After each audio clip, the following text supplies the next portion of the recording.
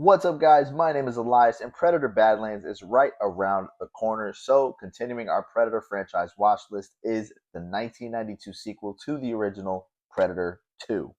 Directed by Stephen Hopkins and starring Danny, I'm getting too old for this ish, Glover, Predator 2 sees Harrigan, a tough as nails, no nonsense, authority hating cop, and his unit go up against a slew of gangs as well as the titular Predator in an exaggerated neo 90s version of Los Angeles, rife with high energy newscastings, grandiose violence, a brief spell of cocaine, and sweaty foreheads like you wouldn't believe.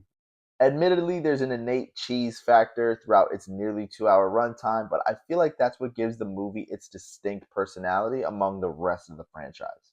Playing almost like a cop procedural with the titular monster as the supporting player, the sequel to the 1987 classic includes a bevy of memorable characters like Maria Conchita Alonso's, I butchered that whole name, Trusty Leon, Ruben Blades, Loyal Danny, Bill Paxton's Rebel Lambert, who's the second actor to die at the hands of both a Predator and a Xenomorph, by the way, and of course Gary Busey's insane keys. All of them have their standout encounters with the creature. Even Calvin Lockhart's King Willie, who hilariously overdoes his Jamaican accent. But it's Danny Glover's Harrigan who we're following here. And dare I say, he has just as much charisma, if not more, than Arnold Schwarzenegger's Dutch. From his many one liners, most of which I can't repeat here, and fear of heights, to his utter disdain for and defiance against every authoritative figure and newscaster that gets in his face, Glover commands the screen every time he's on, and it gives the character more than what was written on the page, rounding out the cast in a way only the 90s could. The backdrop of the concrete jungle provides the movie with some high octane action as well as Harrigan's iconic citywide bout against the Predator, rife with skyscrapers, pipes, elevator shafts, and hanging beef. If you know, you know. I was wondering how the Predator was able to just show up literally everywhere in the city at any moment he needed to be for the plot and action to move forward, but hey, maybe he took the Q train or something.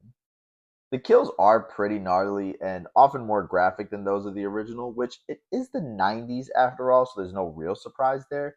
But perhaps what really makes the movie stand out is just how over the top everything is, from the performances to the violence to the general aesthetic of a quote unquote semi futuristic LA, with a score and soundtrack that make you feel like you're in a completely different world altogether.